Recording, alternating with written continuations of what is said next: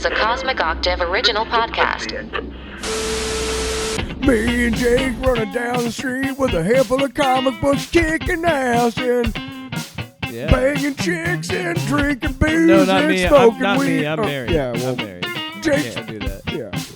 I can fiddle. Off panel, off topic with Jake and Tyler. It's a big argument. Episode 98 of Off Panel Off Topic. Started with a Bang. big old row. I said, we're almost at 100 episodes. Get it together, man. I'm pissed. Wow. I don't know. Gonna be a little bit lighter episode. Mostly gonna be talking about Spider-Man Across the Spider-Verse, but we'll also we saw that, didn't we? Yes, we did. Oh yeah, I remember that. Yeah, and a returning segment, RoboCopalooza, comes back. I went to the Des Moines Con this past week. You can talk weekend. about that Yeah. if you want. I mean, I wasn't there. There wasn't so. much to talk about other than, it's cool to see my brother. And then these three guys from my other job showed up, and that was kind of neat because it was like, they're my favorite people, some of my favorite people I work with. Yeah. So it was kind of like, feelings mutual. So it was kind of like, oh, hey, cool, you like comic books too? Hey, man. And that was cool. Yeah. Anyway. All right. Anyway, let's get into it, Tyler. First thing I want to talk about today, obviously, Spider-Man Across the Spider-Verse. Let's get into our real quick spoiler-free thoughts about the movie. Mm-hmm. Tyler, what'd you think? Well, first of all, I just hate how as soon as Peter Parker shows up, he's just like a girl. And just more concerned with, having fun than the fate of the multiverse. Like, that just pissed me off. Oh, yeah. When Peter Who said that? There was somebody on Twitter that was talking about that. Oh. Well, you know what? It was one of those chuds that we fight against. I don't actually think that at all. I want to pull it up on Twitter. But you know what I'm talking about. Yeah. We're not going to do like a full-on Griff report about that, but No. I do want to talk about But it's a fantastic some movie. of the terrible, like the dumbest take on this movie is from the Critical Drinker, and I want to talk about that. But yes. I thought it was fantastic. I laughed. Unbelievable. I cried. Unbelievable. The animation was insane. The voice work was insane. The way that the movie was put together, just every bit of it, and so many fucking deep cuts. Yeah, so many deep, I'm glad we're not one of those channels that fucking breaks down Easter eggs and stuff, because that would be a hard job. We'd have to watch it about 7 times and take notes. I don't think I could do that. No, okay, when we get into the spoiler stuff, we'll discuss this, but what you said we laughed at was not what I was talking about. Yes, it was. No. Yes. It's a different thing. Something happened where they were going through like a city scene or whatever, and somebody said something. Anyway, let's go. I don't want to talk about it until we get to spoiler-rama. I think it's unbelievable that they did it again. They made arguably the best Spider-Man movie ever made, and then they do it again. Now, I would argue that No Way Home has a special place there, and for me, there are a couple, but I think there's only maybe 2 really bad Spider-Man movies.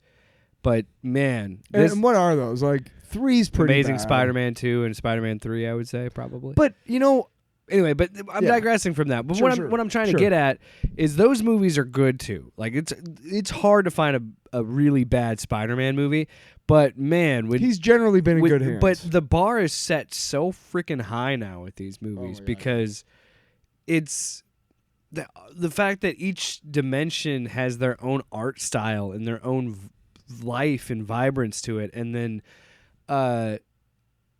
yeah, we'll get into it when we get the spoilers, because it's hard not to talk about this in spoilers and generalities. But what I will say is this: great cast. Like Oscar Isaac is fucking awesome as he's in everything. He's fantastic in this movie. I just really love the message of it. I really just I can't believe they did it again.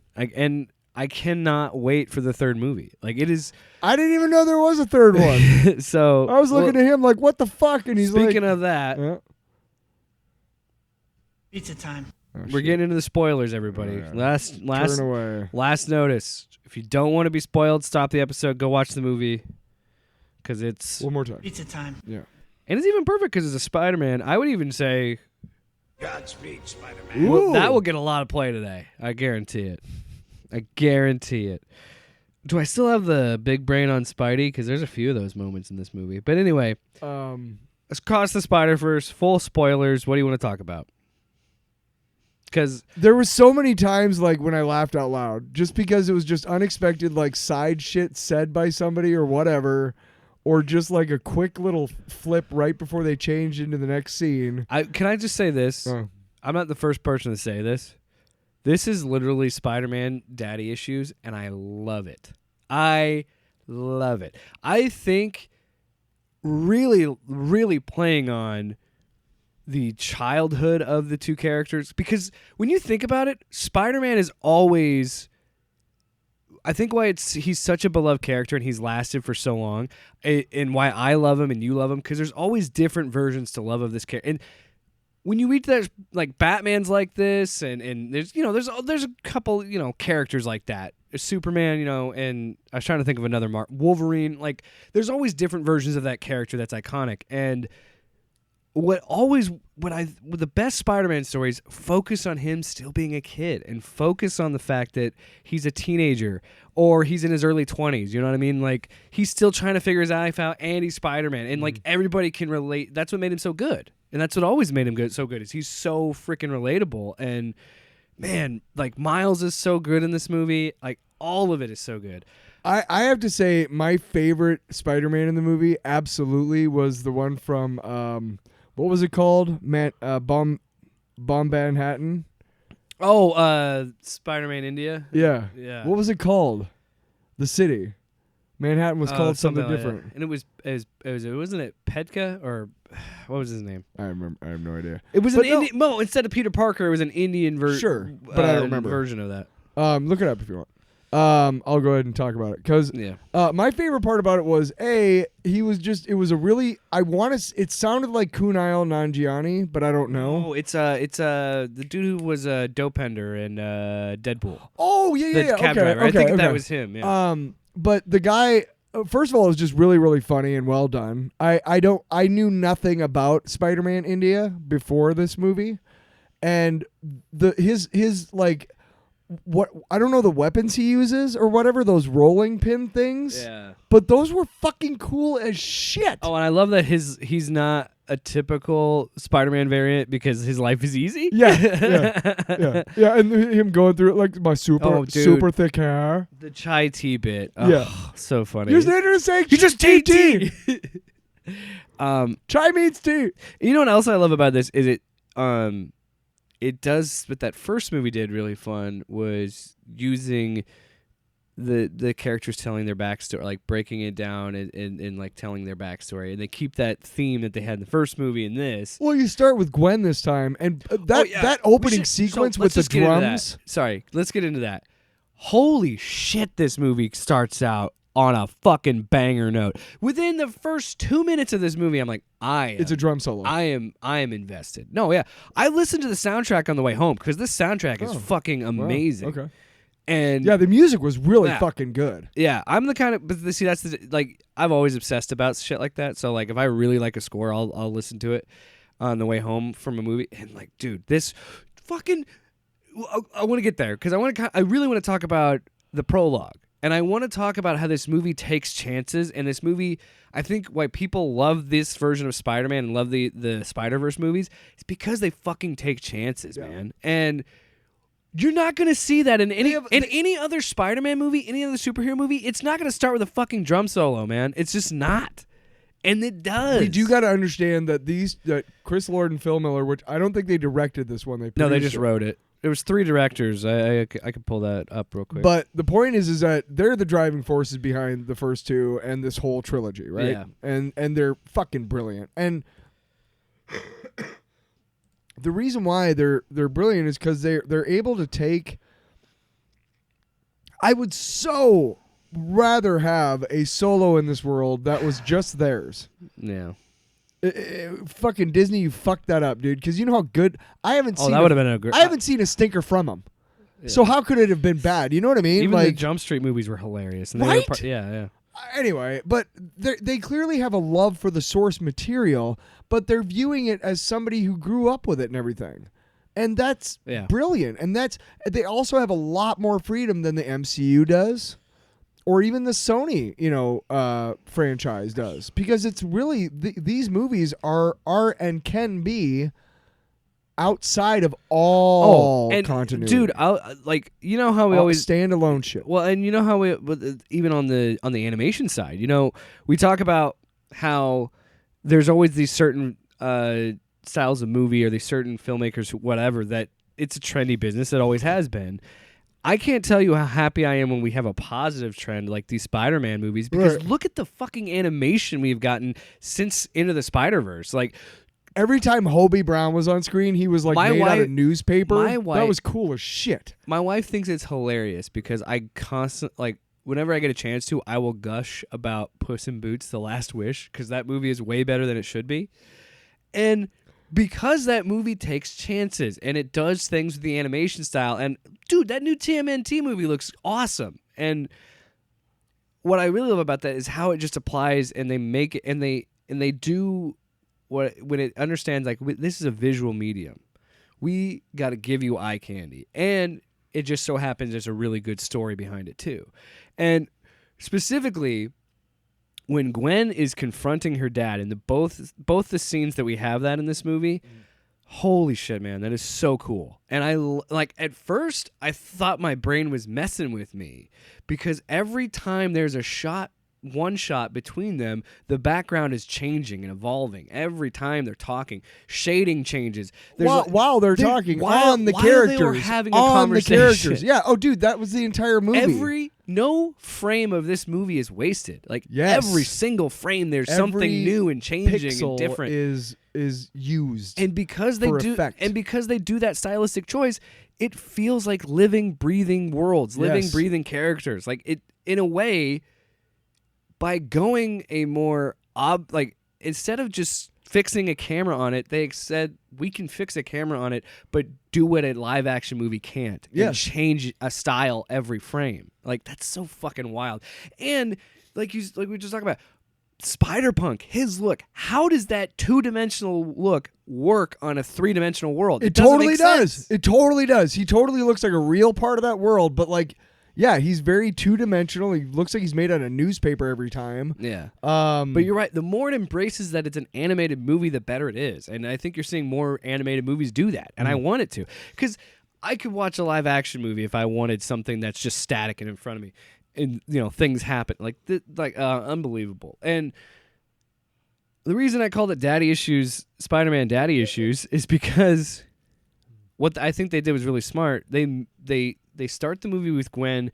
They mirror Gwen's story with Miles, and in an organic way, because honestly, that stuff I read. I didn't read all. I read the first arc of, I think it was Jason Aaron who did Spider-Gwen.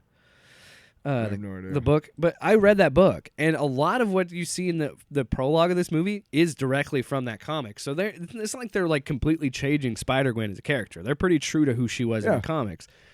And then I was like, oh wow, yeah, her story does very much mirror. And then when they open it up later in the movie and explain the canon concept, it is so meta and so smart and so awesome. A canon event, yeah, you disrupted a canon event, and they point out, every Spider person has to have a tragic start, and the fact that they play, it's so good, it's so smart, and to call it, just flat out call it canon. So wait a second, Gwen's dad, who was a Captain Stacy, quit, so he's no longer a captain, and Miles' dad is becoming a captain, right? Yeah. So it's the cosmic. And that's also his father figure.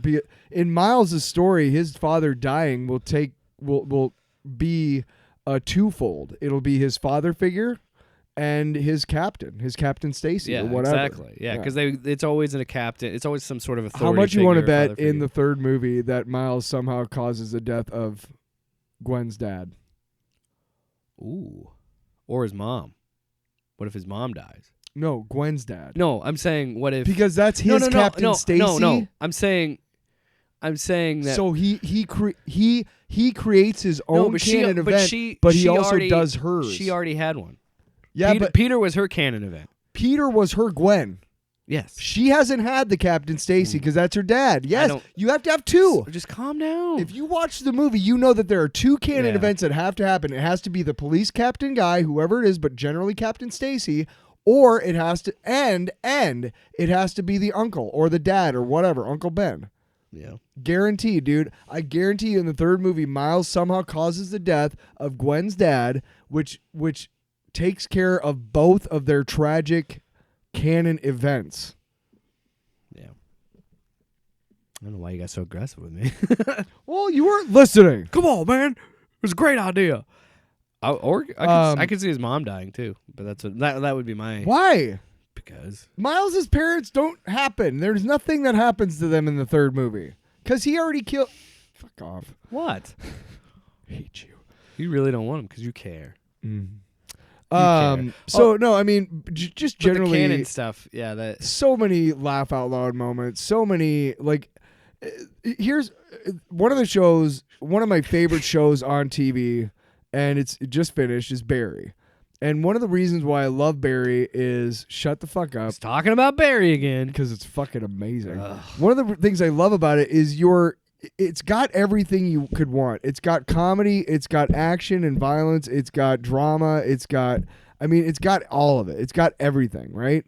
And that's what this movie is. Like, obviously the violence is much more toned down, but there's still action and there's comedy during tense moments, which Yeah. is how real life is. Yeah. And that's where a lot of the comedy in that show comes from. And that's why I love stories like this and creators like Lord and Miller who are able to make a movie not seem so much like a movie. You know, I mean, you see a movie with two people having a dramatic moment and you know it's a movie because it's scripted, you know, and they're acting to, you know, whatever. But you see two people acting in a dramatic moment and something happens where they both kind of chuckle about something and you're like, well, this feels like real life. Yeah. And that is this movie. How many times, like, okay, fucking Miguel is trying to be all badass and shit, and his fucking thing is taking forever. Yeah. And she's like, yeah, it's slow. And again, Like, that's the movie, funny. The funny thing about that too But is it doesn't make him any less like menacing, right?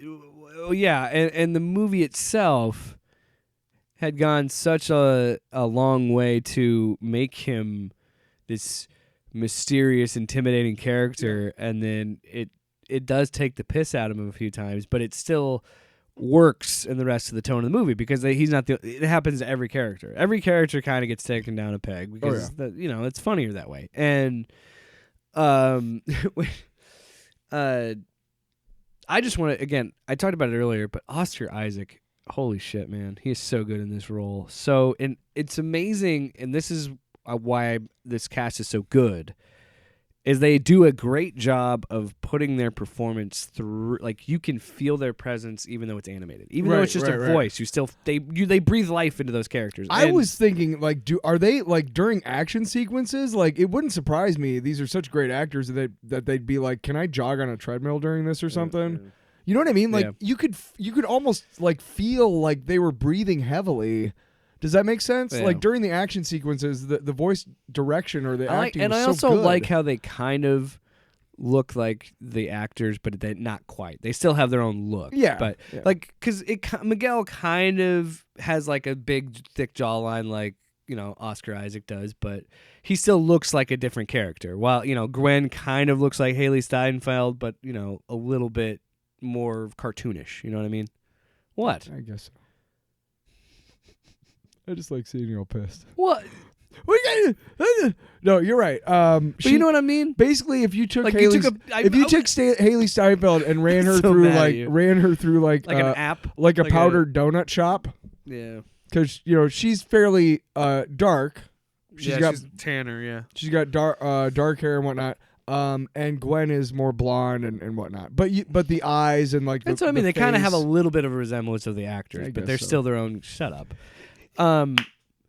Again, I listen to because Hey. with this movie does really well is it, like the first movie, just relies heavily on a really fucking good soundtrack. And Like that beginning, dun, dun, dun, dun, dun, dun, that is original. Like when they're going on that train, like the last sequence, right? Yeah. And like the music kept changing, the drum, and then the kick pedal, and then at the bottom. like I like felt shit. it. I felt the tension through that music. Like, I mean, And of course, it's a drum end because it's a bookend, right? You have the drum solo at the beginning. You have this big epic like kick drum because it's Gwen, and like, just the music is so fucking good. I loved how he had it playing the whole time. What? He had it playing the whole time. The drums? No, Miles. He had it Oh, playing the playing the whole time. Yeah, And like, he did have a plan. But like, what I really loved about Spider-Man 2099 and what I loved about Gwen, and really good movies do this. Each character has a distinct style of music that's behind them and a distinct kind of theme. So it's a little bit more, like I said, kick pedal, drum heavy when it's Gwen. When it's Miles, it's a little bit more, hip hop. And when it's Miguel, it's like fucking heavy synth and like well, he's that fucking horn. 2099. Dude, when he comes through the portal and it's those laser looking webs and and he blocks that fucking vulture, I was like, oh, Dude, that vulture was so cool. Right? This movie's so good. Oh, I love like, this movie. You shouldn't use fire because like you look like you're made out of parchment. Yeah.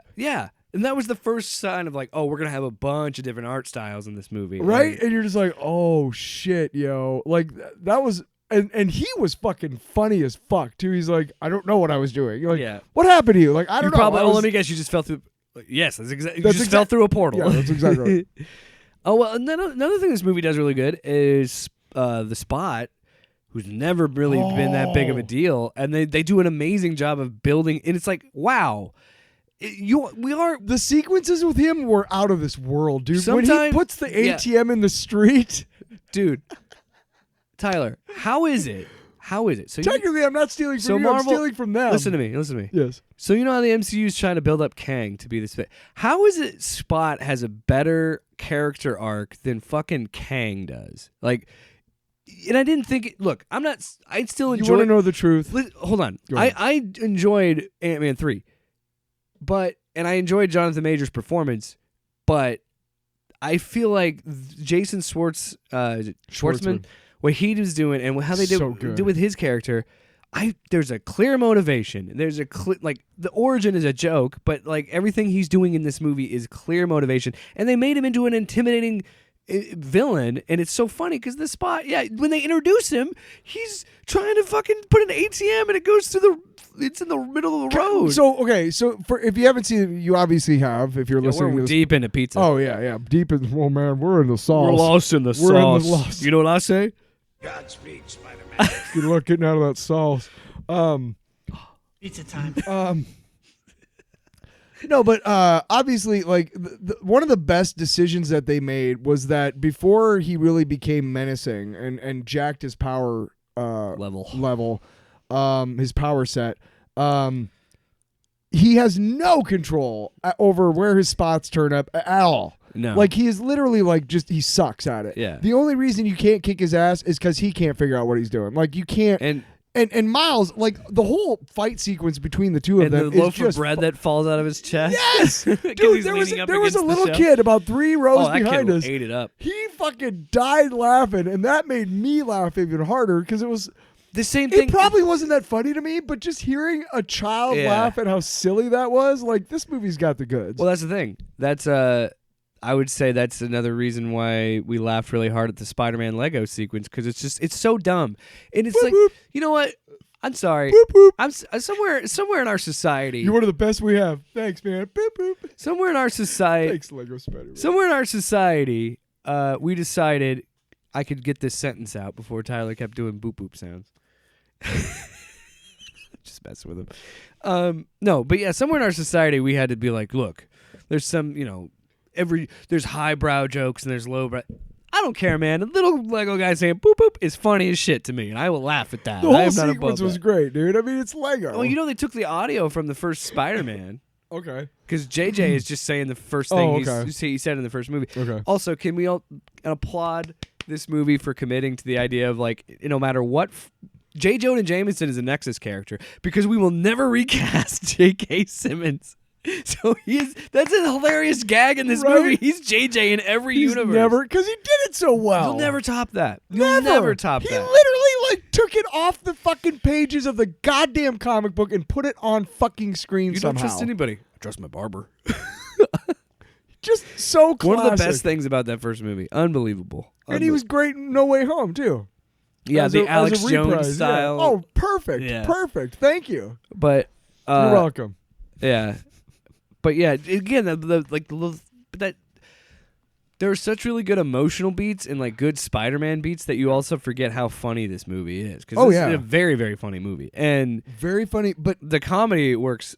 I think I would say 90% of almost 100% of the time, I was laughing at all the jokes. oh yeah. Dude, when okay, let's just get to the Spider Society. We're not going to touch on all the Easter eggs, but I want to talk about the things that we fucking laughed at the most. Okay. We'll get to Scarlet Spider. Save him, because we will talk about Spider. The first one that I think about, and I almost pissed myself laughing, the fucking 60s Spider-Man swinging at him and then missing, and it's just a static image that just keeps going, and it's like, oh my god, it was so good. The Spider T-Rex was. Can this get any weirder? And it's like, it was fucking Spider T-Rex, or the cat that puked webs on. Like, there's so many. There's so many. Like, I But- can't even remember all of them. Cat. I tweeted. I'm pretty sure that dumb fucking like aluminum suit that Tony Stark made for Spider-Man in the comics was in there somewhere. Some on my face. Yeah. Dude, no. Okay. But Scarlet Spider. Okay, but before we talk about Scarlet Spider, can I talk about one of my favorites was Cowboy Spider-Man. Why does the horse need a mask? Yeah. But also because Hey, you didn't. you know that voice that we do? Yeah.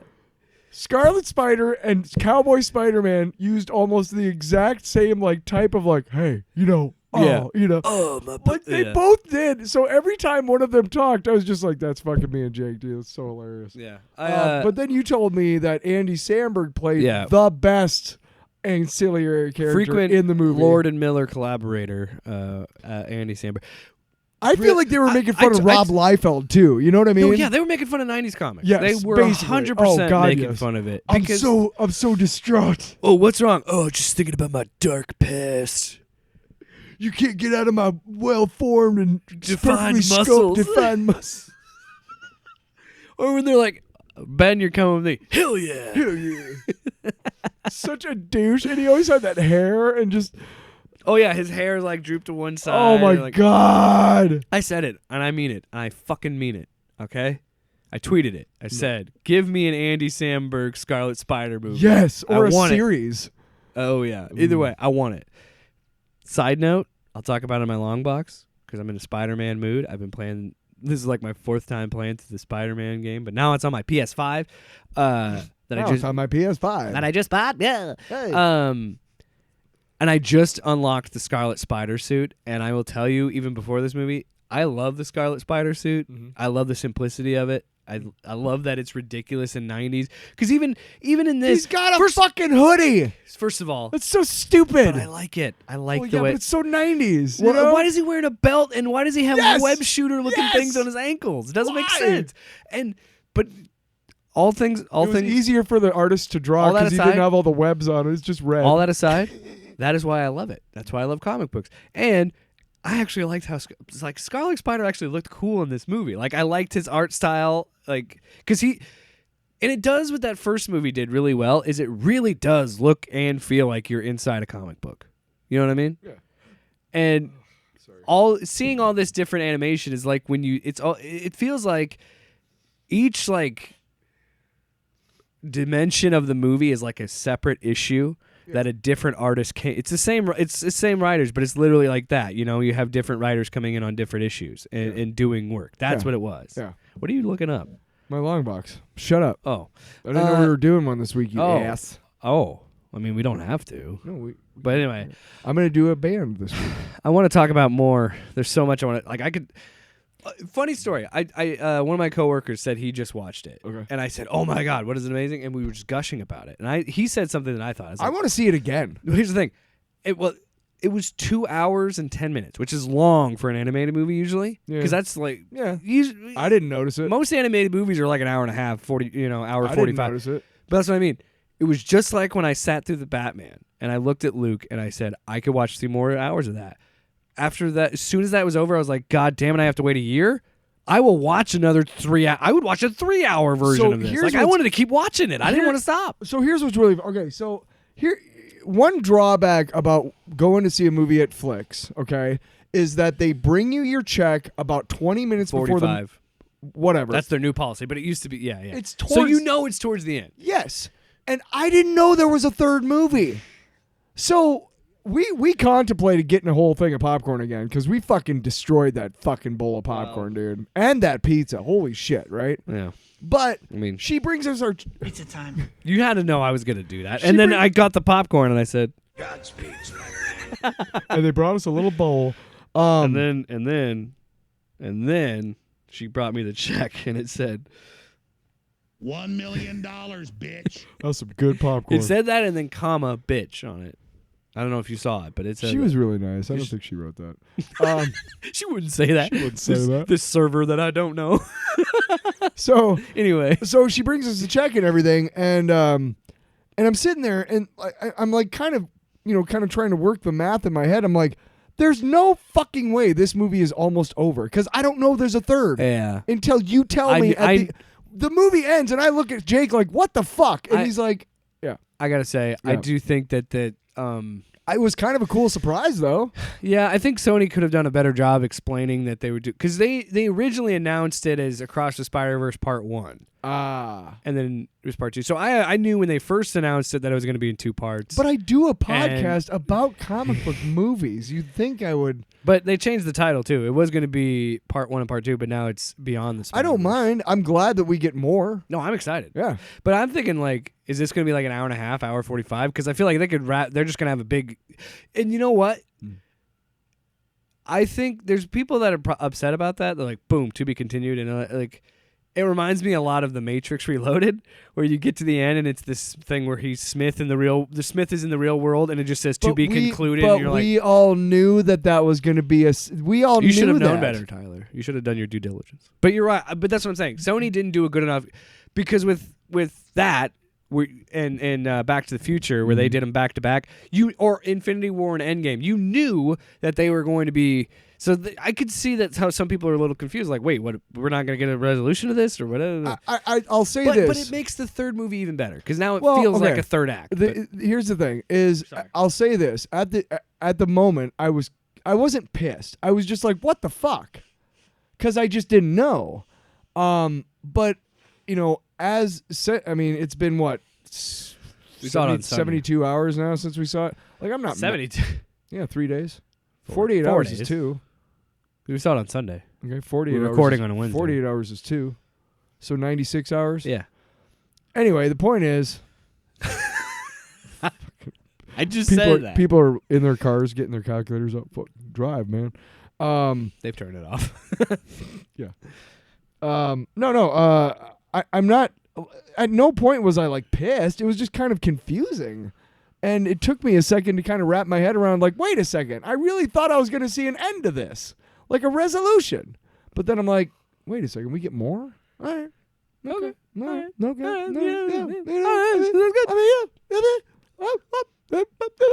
I saw somebody. How about some coffee? I saw a couple takes on Twitter. So let's get to I want to wrap it up and talk about the twist. So the twist is awesome. I loved this twist because we find out, and I never really noted, and I don't remember if the number 42 was on the Spider in Into the Spider-Verse, but if it is, that's genius. I'm pretty sure it was. Because I feel like this was always a plan of trying to do 3 of these movies. But anyway, regardless, we find out that the reason Miles is not allowed to join the Spider Society is because he's an anomaly. He's the anomaly because the spider that bit him didn't belong to his universe. And now that universe doesn't have a Spider-Man. And it's gone. It's gone. Yeah. He said it died after it bit him. And no, the universe that it came from is gone. Yeah, because Miguel explains that he tried to take the life of a different Miguel that actually had a family, and when he did that, the whole universe collapsed. I don't buy that story. I think he's making it up. Of course. And so we had this thing of like, okay, so Miles is the anomaly. That's why pretty much Miles wanted to keep him at the Spider Society, because if he knows that the canon event for him is his dad dying, that he's going to go get his dad. There are people that have criticisms of this because they're like, a room full of different Peter Parkers wouldn't do that. I understand that, but Peter B. Parker is a great example of it. He's thinking of his family, and he doesn't want the idea of, like, what if a multiverse does, like, what if Miguel is right, and I don't want to lose my family. I don't want to, you know what I mean? So I feel like there would be, I don't think it'd be like as many guys that chased him and whatnot, but I think there would be a little bit of discussion. And, you know, I don't know. I feel like Peter's also logical. Well, let's talk. Yeah. I don't want to get nitpicky about it. No, to be let's honest, talk- because I want to have fun with it. But so, yeah, let's just get to. But let's talk about the ending. what we thought was great about Miguel O'Hara Yes. being basically the embodiment of all these Yes. fucking these jerks. Yeah, no, on it is. And the directors this confirmed it. anti-woke bullshit Yes. is that you're the anomaly because it is such.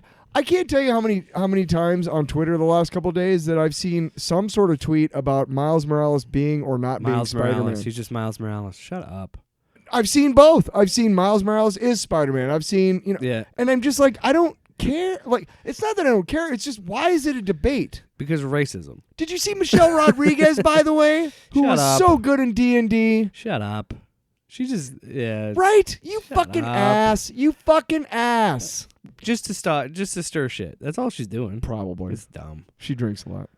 She's had issues with alcoholism. Well, okay. I watched the video. She looked a little tipsy to me, Okay. but that's just me.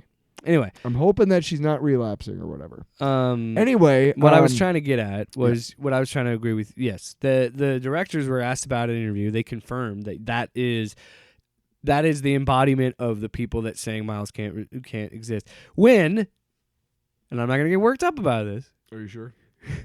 but if you motherfuckers actually read something Start off with motherfucker. you dumb You bastards. sons of bitches. if you guys would have actually read the words that Stanley wrote or the things that Stanley stood for, he even says multiple times the reason Spider-Man has a full face mask is because he wanted kids to believe they could be Spider-Man. And that's why that's the whole trilogy. That is what this trilogy is about. And you stupid assholes can't understand themes. Okay, what's the theme of the first movie?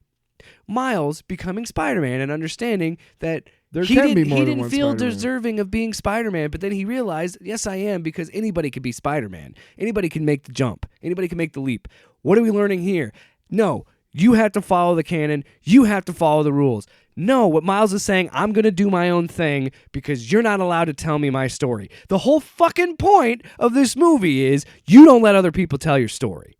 And that's what Miles has always been about, and that's why you're scared. And that's why you don't like it. Isn't it because interesting that these chuds have doubled down without any trace of irony at all? How do you not understand you're the bad guy? He's literally saying to you, you suck. And you're going, yeah, we do. How dare you tell me how to be who I am? Like, that's fuck you. That's what this movie is. My favorite thing is that there Because are canon is like playing these right-wing shitheads are all over, whatever, just decrying this movie and it's woke and it's going to fail and all this. And what they don't even get is that they're playing right into exactly the symbolism that the movie is saying. Yes. You guys are shitheads and you're not smart enough to get anything. You're just not smart enough. And you don't understand, and that's what I love too, is the moment of like, I thought we were the good guys. Because that's not how. Listen, if any part of your argument involves dehumanizing or taking the rights away from somebody else or a group of people, you are not the good guy. I don't give a fuck about your inner monologue, motherfucking Ryan Canal, okay? You're an asshole. Hey, Melanie Mack, guess what? Anytime a church falls down or gets burned down, that's a bad thing against God, except for the ones that hate gay people. Those ones can go all the way. But, I mean, Melanie Mack, your whole existence is a mockery of God. I mean, literally, you are such a contradiction of shit. They're going to say we're obsessed with her. All right, well, I'm We're not not talking about her. No, we're not. No.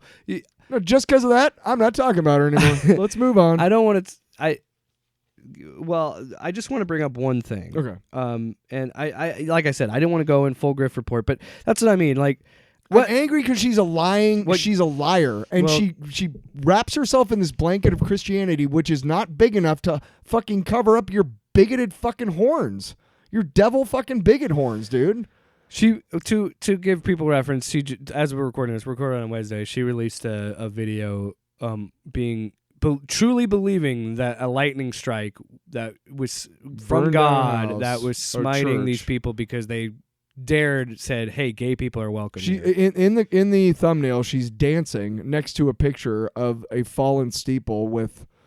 And she with a truly believes rainbow. God did it. She truly does. Like she's that psychotic. Like it's What kind of a fucking God is that, dude? I mean, what the yeah, fuck? why would God do? Right? It's like the. I don't want Have to you- fucking have believe you- in your have you God, seen the- man. Stop it. Stop it. Man. You believe in all gods. Oh yeah, have you seen that New York shit? No, have you ever seen? No, Gross. it reminds me of that Stephen Fry thing my wife sent me because Mm. I'd seen it before and she sent it to me recently. Mm. About Peter Parker. Stephen Fry talking about if your God exists, how dare you?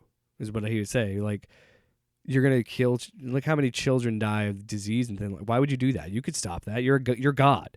You could do whatever you want. And it's like, yeah. Why would God? You're gonna tell me like God would smite these people because they dared? Whatever. Point is, fuck off, man. the one thing My God the one, is love and understanding. The one thing I Your wanted to God talk is about. a piece of shit. This is what happens when a movie is universally liked. When it's a really good movie, these losers have to stretch. So this is the Critical Drinker, who has No. millions of subscribers, who For is some reason. who is a thick-headed fuck and doesn't understand themes, or he does. I think they're or he thick-headed. does, and he just likes money and he lies. How much of them are But- bots? But here's his take on Spider-Man Across the Spider-Verse. I can't fucking wait. Here's how you know this economy sucks and it's stupid and it's not. It is anti-fandom because even when they like a movie, they have to find something to nitpick about it, and they'd have to put titles like "brilliant but flawed." Well, no fucking shit, idiot. Everything is flawed. Nothing is perfect. Because you know why? Humans made it, and human beings aren't perfect. I hope but that's my that's on my tombstone. Brilliant but flawed. 39 seconds. Here's Critical Drinker, and his main criticism of it. Stop pointing at me. His main criticism of it. He doesn't really like how they're portraying the one white dude. So I can't shake the feeling that the script is doing everything in its power to play down Peter Parker, like it's afraid the It's audience not his will somehow movie. start rooting for him over Miles if he's shown to be too capable and confident. The first movie portrayed him as an aging, burned-out loser who only redeems himself at the end, while the second film morphs him into a bumbling, hapless father in a pink bathrobe who for some reason keeps taking his baby along on life-threatening adventures despite having a perfectly capable mother at home to look after it. Is this some weird attempt to mock and belittle the Spider-Man that most people know and love, who incidentally just happens to be the only straight white man in the There entire... it is. We're waiting for the grift. And I want to point out I'm pretty sure that there is were. the dumbest Yeah, shit. I'm pretty sure there were other straight people in that movie. Did it also occur to him that this movie was made for children as well?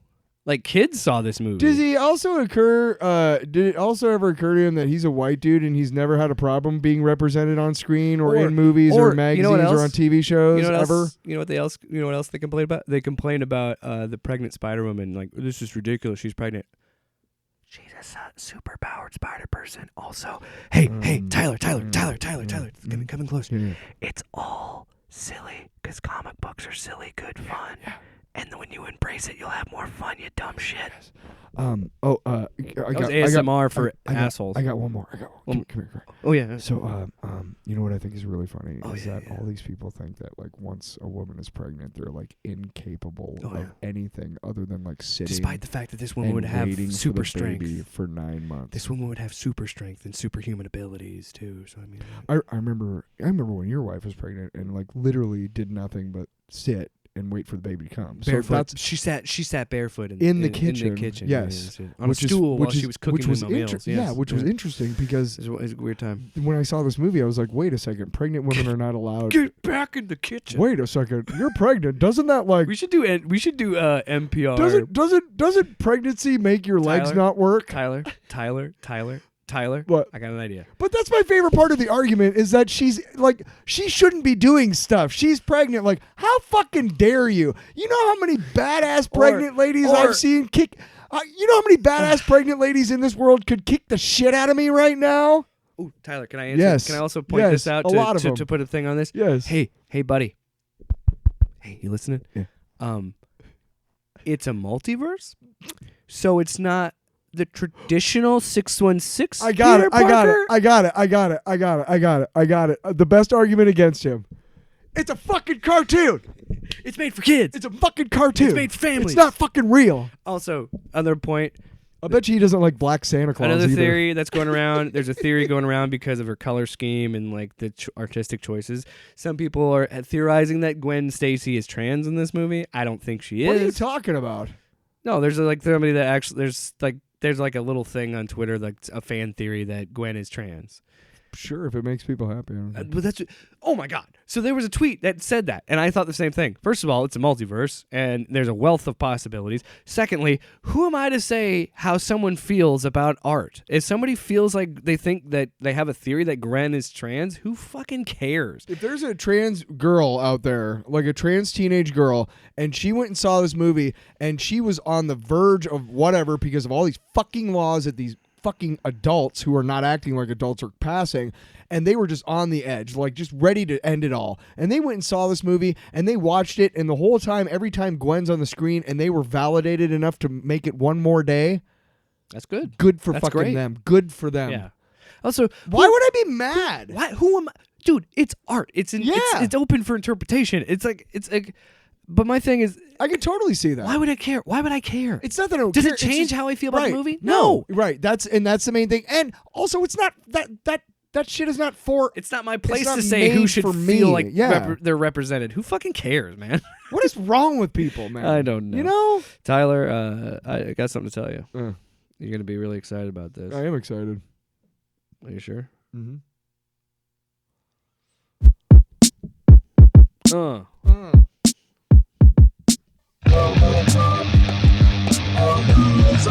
What up, woodblock?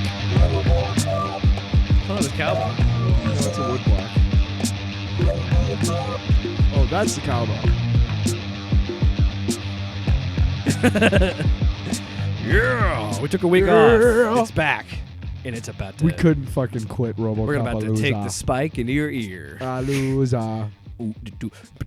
Can I just say, I want to do something a little different. 10 minutes.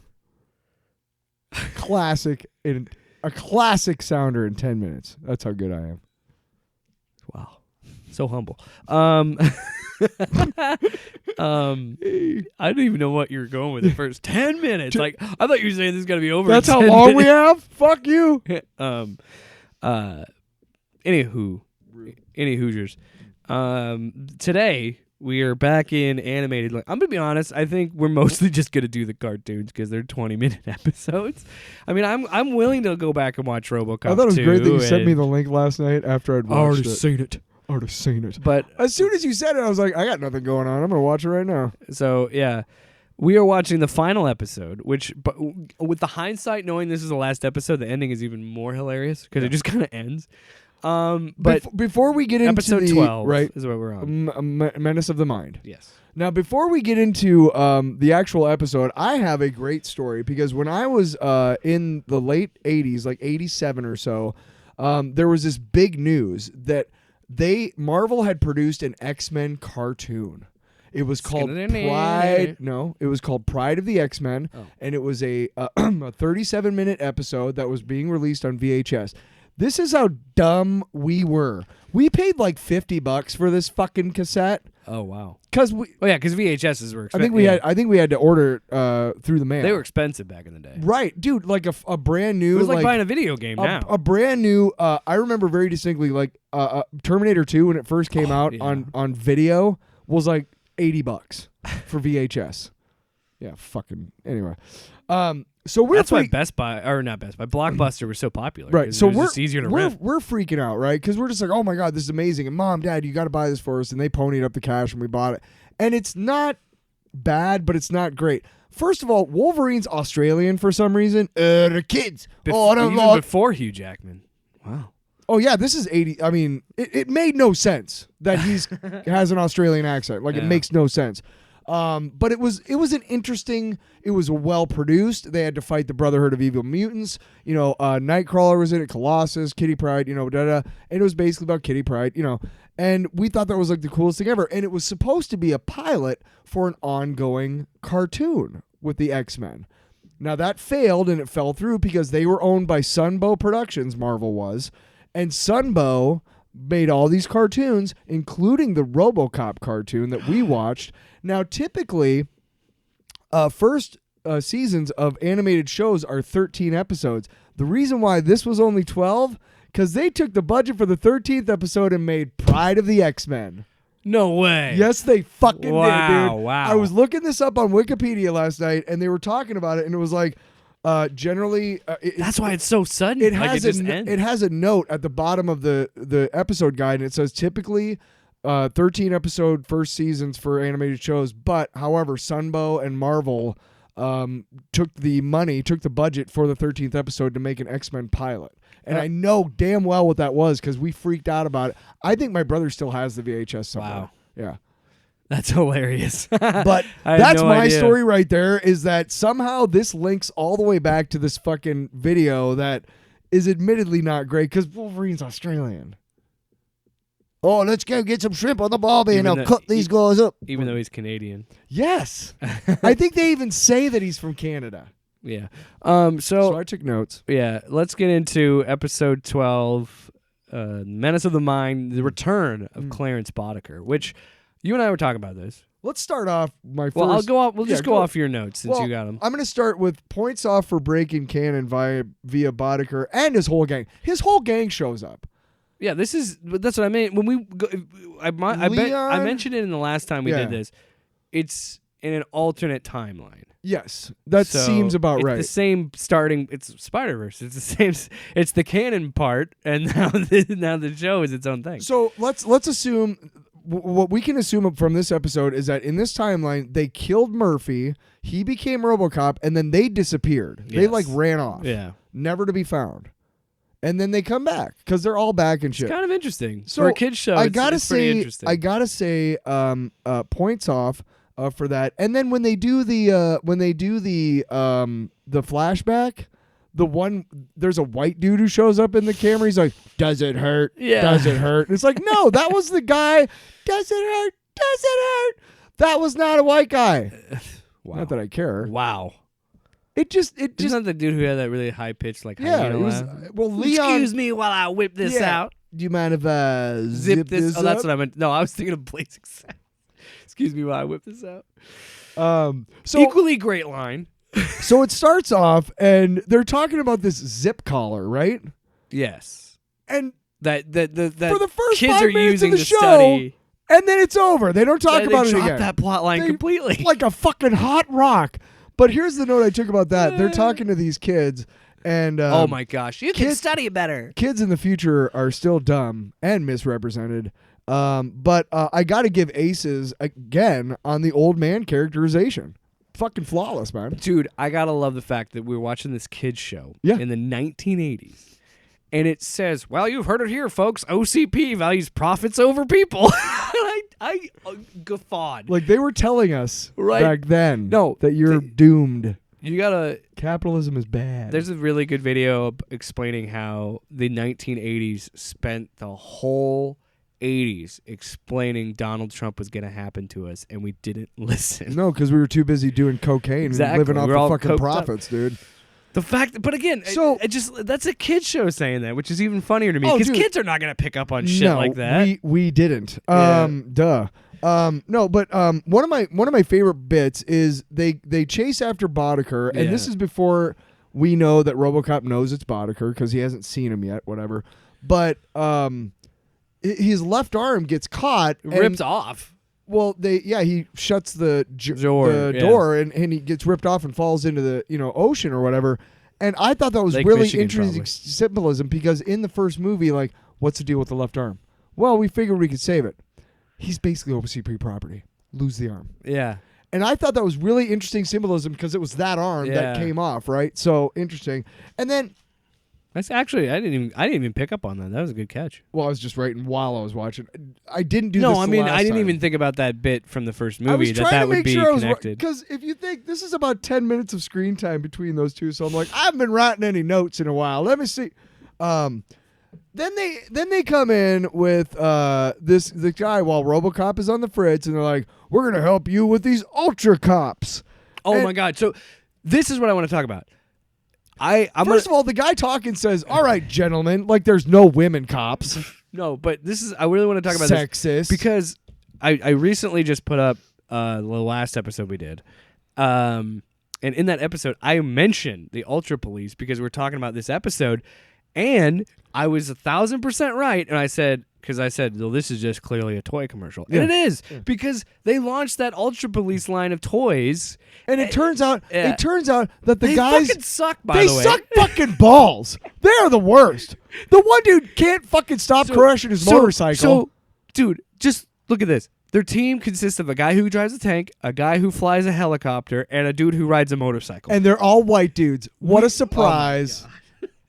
Wheels. Did you notice that the regular cops? It's like it's clearly here's this RoboCop show, but we're gonna put this like shitty I'm not GI gonna Joe get- knockoff. Yeah, I'm in not it. going to get into any conspiracy theory at all or whatever, but let me just give you some symbolism here. All three of these super cops are Ultra Police. white dudes, okay? And every once in a while they show these two regular cops going like, "Wow, they're really good." Oh, yeah, they're and black they're dudes. black dudes. I remember that. Yeah. So the whole Yeah. time I'm like, okay, all right. All right. And then that douchebag lieutenant shows up again while they're saying it, like, "Good, we don't want RoboCop anyway." Dude, yeah, Hedgecock. Right, Hedgecock. yeah. There's continuity. you caught The it. fact I thought they took him to jail. Tyler, can I just talk about how I started this stupid segment on a whim, and It's turned into the best no, part of our it was show. the most serendipitous thing in my life. I just saw this RoboCop live action show on Peacock, and then we went off, and that it was went. fucking horrible. But dude, the convenience of Hedgecock making a reappearance in this episode, and the fact that they got that guy to just be like, "Yeah, well, at least they're human. They're not robots." And then he's gone again, never to be seen again. Oh my god, that's incredible. So then the Ultra Police suck. And here's my thing. When RoboCop shot Boddicker, they actually like hit his arm and stuff, like actual wounds. And let me tell you, for a cartoon in the 80s, like everything was lasers because you can't show real violence, which is bullshit. But they were 'cause actually Rambo, like muzzle flares, yeah. right on his like no, but like his clothes like tore Yeah. because they shot him. Well, and also, So I thought that was- also you're getting a POV shot of them shooting him. Like you're still you Right. like you said, this is the closest you get to his actual Right. origin, and this is Yes. the closest you actually get to Yes. the movie, which is impressive. By the way, because- the text that I gave you, the original quote from the movie is, "You probably don't think I'm a very nice guy." yeah. And in the show, he says, "You probably don't think I'm a very, very nice person." Woke. Everything's woke now, Woke. even though this was made in '88. I just thought it was funny. It's such a good. But they make a Trump reference in Delta City at the Trumpet Tower. Oh, I didn't even catch that. You didn't catch that? No. Oh, of course, because everybody knows that Trump is the richest guy in America. And They kept trying to warn us, Tyler. I gotta say, Boddicker. Last couple notes. The Boddicker characterization was pretty accurate. As much as you can have Boddicker on a kids show, Yeah. he was and, pretty close. And the sound alike actually did sound pretty close to Kurtwood as close as you can get, right? I was just like, that dude must be on. Crack cocaine. But my favorite part, I You gotta know what say, he said to me when I said that? I'll eat your ass. it looks like he's gonna kill Boddicker, right? And Lewis Yeah. convinces him not to, right? Yes. Which, by the way, never happened in another kids show ever. This sequence, right? Like that he's about to pull the trigger and shit. Dude. That just doesn't happen. It's funny that it worked out where we watched the previous episode Yeah. because the previous episode has a similar scene where he's literally ripping the Oh, right, armor right, right, off right. of I this forgot dude. about Like he's that. about to kill that motherfucker. So, dude, RoboCop needs he's to got anger chill. issues. No, but you're right. That this show again. But Does a really it good job lands of with that. a joke because of that at the end, because he's got him in his hand and they're walking, and Lewis is like, "Wow, Robo or Murphy, I thought you were really, da-da-da." He's like, "Come on, Lewis, you know I was in control the whole time." And then he just fucking flings Boddicker into the thing, and she's like, "You had me going, Murphy." Like, I laughed out loud because that was funny. Yeah. No, dude, they're actually like I had the one big legitimate laugh for me was the Profits Over People bit because I was like, wow, a kid's show is just going for it. But I give it high marks just because I was impressed. It was bold for a kids cartoon from the 80s. Yeah. Took a lot of chances that you didn't see with those types of shows in that time. And Well, dude, to me, Still a crappy what made toy me- commercial, basically. But yeah, what made me laugh though with that is the fact that the Ultra Police are fucking worthless. Like, again, there are you can. Whoever was given this task, I think, does a well enough job. Understand and actually, because Alpha Commando, they don't. That's clearly just, again, we said they just slapped RoboCop paint on it. must and, have, yeah. And this show, it is clearly trying to have a younger audience and trying to show this as a cartoon, but it's still, again, everybody was on Crack cocaine. in those course. days and thought it was somehow, Including again, me. I say it every time we talk about the cartoons, but it's still baffling because even when they try and represent this story for a kid's show, and they do a good job of that, it's still a very violent story. This is a very violent story. You know what the worst thing that Even for kids, it that has to be a little 80s violent. The worst thing that 80s kids shows, cartoons did to my generation was, and it's trickled on down now to a younger generation too, and why we have so much gun violence and shit. And it is this whole they actually got together the Congress and everything and made laws like you have to fucking show, like if you're gonna shoot down a plane, there's somebody inside, you have to show a parachute. Like you can't even indicate that somebody's been killed in a kid's cartoon. Yeah, but that's bad because none of us ever thought about consequences of violence because there were none in the shows we watched. Yeah. And now look, our fucking kids are out there shooting each other up because they don't feel like consequences either. So fuck you, 1980s. You ruined it for everybody. No, honestly, the 1980s was the worst fucking decade Hey, in America, dude. you It can't- was. hey, It was. but Fucking entertainment-wise, fuck Reagan. Sure. It was great. But fuck Reagan. Just fuck everything that the 80s was about, dude. Fuck it. And I think the reason why. Kind of fuck the 90s too, really. Wow. The reason why I think. Except for news radio. The reason why I think it's such an interesting period of American history because this is the thing that I find so interesting. Because it's the world we live in, right? You can be anti-capitalist, but you also operate in a capitalist world. I live in a capitalist society. You can write a movie called RoboCop that Yeah. is anti-militarization of police, glorifying. But without that- capitalism, are you going to get the budget for it? That's what I mean. To do it right? That's how the movie gets made. It's capitalism.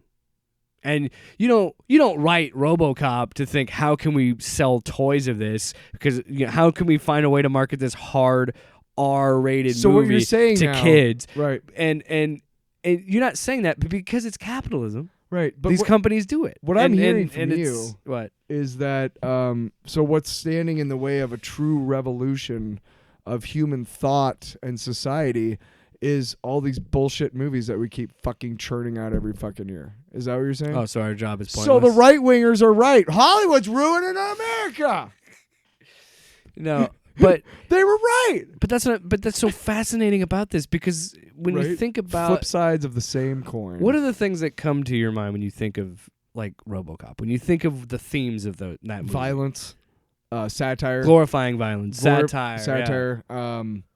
Yeah. And again, it's Excess, anti-consumerism. It's glorifying anti-capitalism. excess, yes. All the commercials, the SUX, like 8 sucks. miles to the gallon. Yeah, I'd buy that for $1. Like it is. Every reality common- TV show on TV right now, I'd buy that for Having $1. said that, RoboCop spawns RoboCop 2, RoboCop 3, RoboCop the animated series, RoboCop Alpha Commando. Commandos, RoboCop the series, RoboCop Yes. Prime Directives, RoboCop the reboot. RoboCop Rogue City, this new video game that I want to talk about actually for a little bit. If we Do you can. think- Because I feel like it Is that your fits- long box? It's a combination of RoboCopalooza and my long box, but I mean I don't really have that. But It's fine. anyway, yeah. Guess. No, I want to bring it up because I want to hear what you think about it because I think it would be fun to play it together in some sort, like do at least a video of us playing it together because I'm interested in it. But I want to keep talking about this episode again.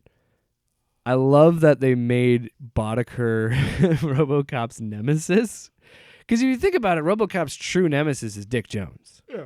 Boddicker's just in his way. Mhm.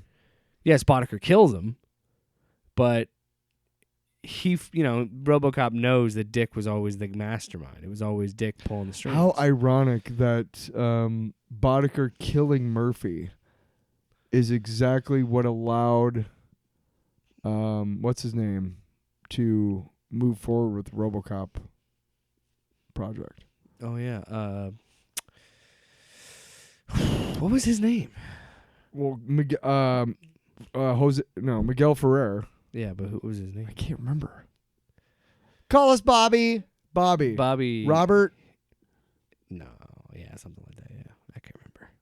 Anyway, You gonna call me Bobby? It was Bobby something. Yeah. Robert. Yeah. Too bad about what's his name? Hey, it's life in the big city. No, it makes me laugh because in the beginning of the movie he says, "Do you fly, Bobby?" And he fucking throws him out. You burnt the fucking money. Nobody does piss like Kurtwood Oh Smith. God, yes. Okay, we got to move on. No, before we wrap that up, consequences of that violence, no consequences. Wheels should have died, but I just happen to have a hook that could catch this guy. Right before his head fucking shatters like a the melon. whole time I was thinking of it. You know what it reminded me of? It reminded me of Deadpool 2 when he has the X-Force and they just get fucking brutalized. Like that is Kinda. right. But this wasn't meant to. Like this wasn't meant to be funny. What I'm saying is, in an adult version of this cartoon, Yeah. those dudes would eat shit, Yeah. and it would be hilarious. It'd And be they- violent and gory, but Yeah. it'd be funny. Yeah, I mean they didn't die, but in a movie they would have. All right, And so they would, you would see him go. Ah! And so they are just we splat. doing? Are we doing long box, or are we doing? Well, I want to quickly put a bow on that by just saying, there's in September. I was making. We've talked about this a couple times. I was making a joke about this earlier. We've always talked about RoboCop, right? And we just started doing this. I just started we came up with this idea on a whim, and I was telling Ashley about this. I'm like, how funny is it that I make this whole segment and I completely forgot about the RoboCop game that's coming out this year in September. No, you've talked about it on the show. No, but I forgot about it. So I didn't even think about it, and I saw the video. They just released some like gameplay footage of it recently, and I was like, "Oh shit, that's coming out this year." So like, what I'm saying is, I had not thought of it when I come up with the idea for RoboCopalooza. Is what I'm saying, and I would love to do like an extended one, like not for the not on the show particularly, but like on our YouTube of me playing it or talking about it or whatever. But it's funny because there's just quick notes about it. What I saw from the gameplay they were talking about, there's dialogue options, which blew my wad. No, no, I think the expression is blew my mind. was telling Ashley I was excited because one, Peter Weller comes back and they scanned him, so his voice and his likeness is in the game.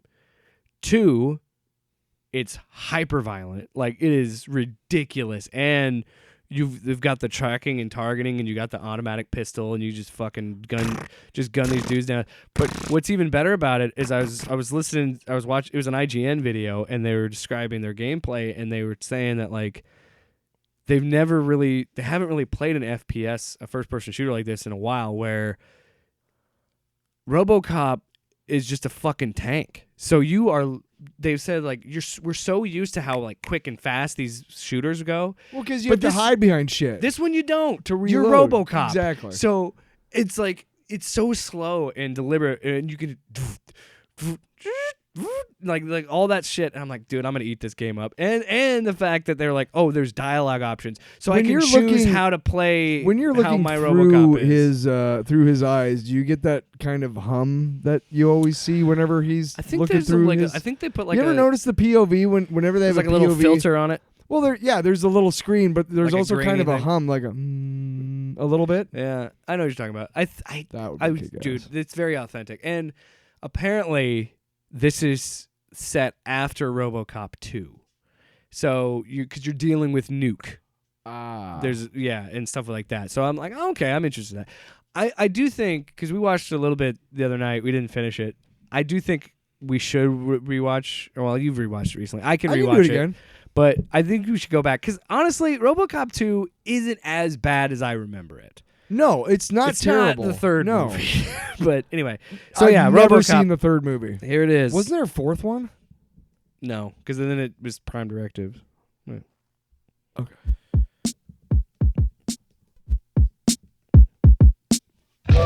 Hey, wait, I thought it was the thank you for your cooperation. Oh, yeah, Was you're the right, outro. you're right, What you're the right. fuck?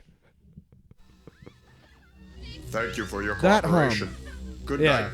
I think all that is pretty much what I've seen is in it, so I'm excited. So You know what we I still said? got a couple of And then the game said, $1 million, bitch. and That's then I said, so we still got Mayhem, and we still got Longbox. well, we gotta. I mean, we don't have to do long box. We can just end it with mayhem if you want. It's up to you. Do you I'm sorry. we got time. No, we'll start the thing properly. Okay, you ready? Yeah.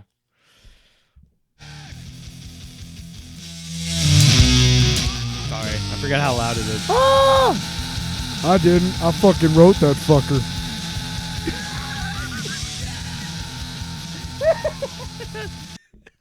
Okay, we're gonna start one more time. No, we're gonna let it play out.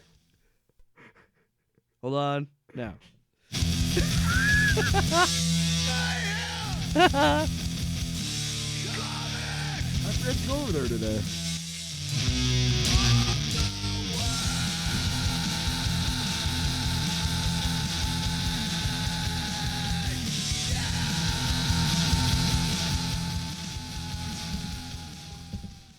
I thought I could do the effect on it, but it didn't work. Yeah, we've done that so many times. Yeah, we haven't. So I don't know. So first, our book this week is called Within Temptation from Opus Comics. I don't know if you noticed the price.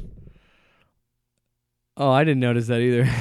It's $6.66. They told me about that when I got it, but this is actually there's apparently there's a band. Who is it? Incendium.online, but Marika Nijkamp, Montos. Apparently this comic was made by a band. Which is weird because that's the second comic book we have that is made by a group, like a Right. music, because the other one is a rap group, Yes, which is crazy. we still gotta get to that one. Yeah, or I would say more of a hip hop group. So to me, like I'm a big fan of like crazy dystopia kind of. Oh, I you know, ate you- this you- book. You up. don't really know what's going on. I've talked before about how Strike Force Morituri is a book from Epic back in the 80s that was really, really cool because the idea of that book was that this alien horde had come to Earth and there was no way to stop them until this guy developed the Morituri effect. And what it was that these people went through this treatment and they would gain superpowers to fight the aliens, but getting those superpowers was like you're going to die in a year after you get those powers. Yeah. You're going to die one way or the other. You might be slow, you might blow up, you never know. Yeah. But you're going to die. And so it's obviously like, oh my God. But the art is very reminiscent of it, and the costuming also is very reminiscent of that Strike Force Morituri. Yeah, this art is insane. It's insane. There's a couple double page splashes that are Yes. just unreal. Like, Yeah. and The that's dots on the people's faces. I don't know if okay, you noticed the different yeah. places that the dots were. Like that Yeah. was kind of interesting. They I do want to say this. rank. Yeah. You and I were talking about this. We don't talk about the writing is really good in this. Yes. I really like the world building and the lore that we're really getting pushed, and the reveal at the end was cool. Yeah. I really liked it. Sometimes, like And the art was fantastic. Oh my gosh. there's it's great. there's different stories that we have done before. There's different comic works where hey, do I want to read this again? That's kind of like how do we review this? Well, to me, would I read it again is probably the best way to review it. Or would I keep reading Yes. the subsequent We should issues? keep- This is one of 3. Oh yeah, I would read this again. Well, why don't I just go ahead and start collecting this, and we'll I would put love that to on my finish list. the whole story. We'll- Yeah, It's three issues it's good stuff. I really like it. No, from Opus Comics. the Yep. reason that well, it's funny because there's some. I always think about this when it's any sort of art. Yeah. I like to think of it's got to pass like not necessarily a Jake check, like a Jake vibe check, but it's like a I like playing with the idea of why do I like something?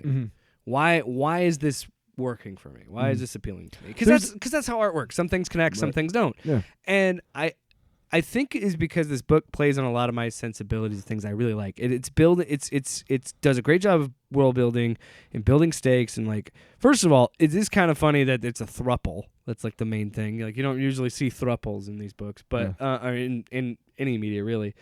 But it's just like you said, this faraway world, this dystopian looking world, and like It could be ours. but it's also you know what it gives me ideas of it, and in a way, one of the influences I feel like is Dune, and that's why I think you liked it, because it has because it's mixing like this high religious thing with technology, and that's why Tyler's smiling. See, when I talked about Strike Force Morituri, one of the my upcoming project in September, a lot of the reason why that became that Yeah. is because for the Sins of Sinister event, that whole 3 months where they just had like 3 X books, it Yeah. was fucking crazy. Yeah. It was called Sins of Sinister #1, so it was like a 60-page book, and it's the beginning, and they had variant covers, and one of them was a Strike Force Morituri variant, which is recreating the first issue of the original series.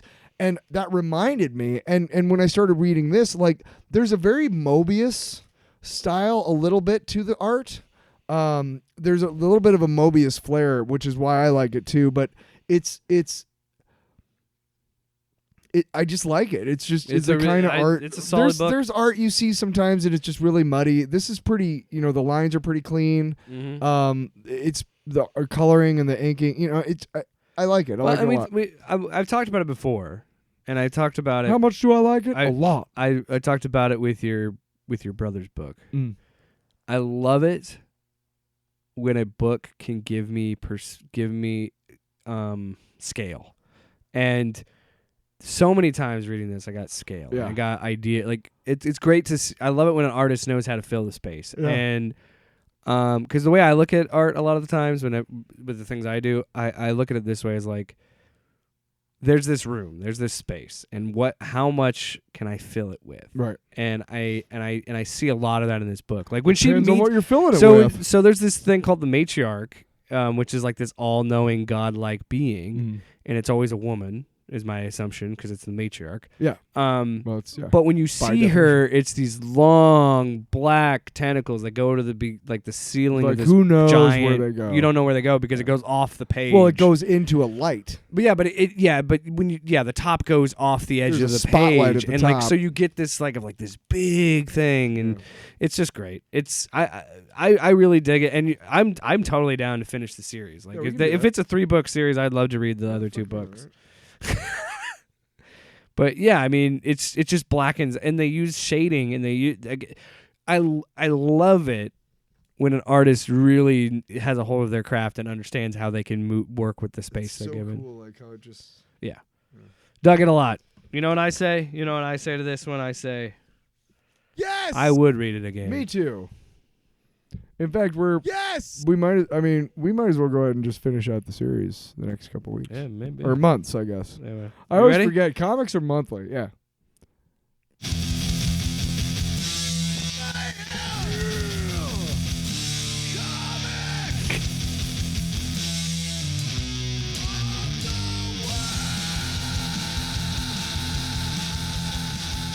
We're moshing right now in Jake's basement. His dog doesn't like it. Where'd he go?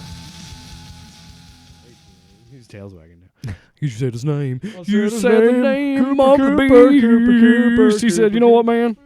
I'll eat your ass. Not in the fun way. I mean, he would literally eat it. He would eat it. Like if you died and he didn't have food, he would just start eating your body, your dead body. I could write a book about what you don't know. I thought, well, why haven't we never used that for Mayhem? Because it says I could write a book about it. I don't know why you don't use it.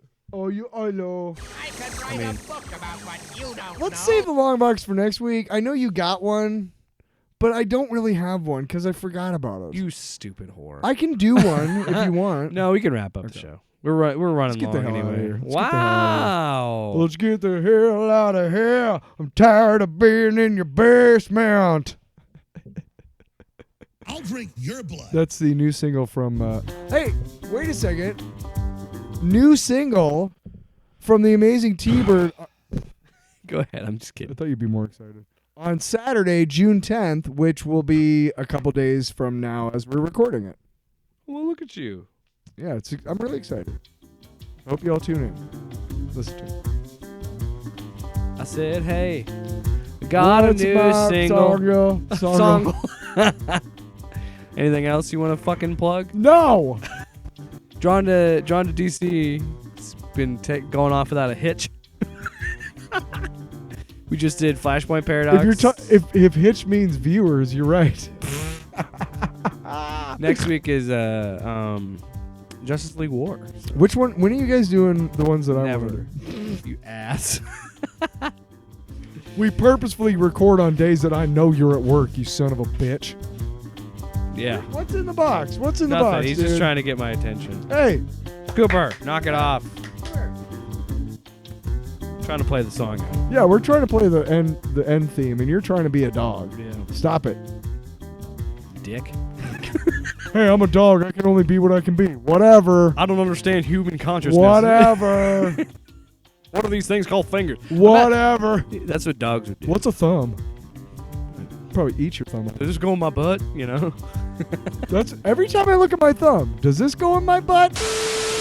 Off panel, off topic with Jake and Tyler.